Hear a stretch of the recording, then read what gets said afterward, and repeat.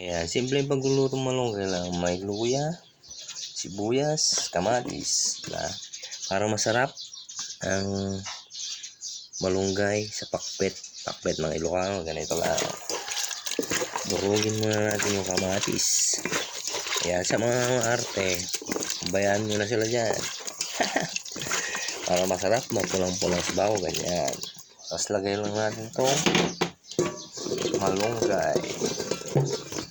O, diba? Tapos sahog, taba.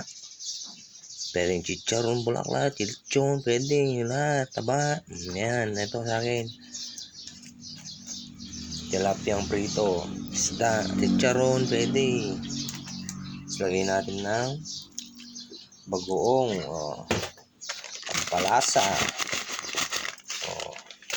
Tapos konting sabaw, di ba? Ganyan lang. Tapos paglutuin na. Alright.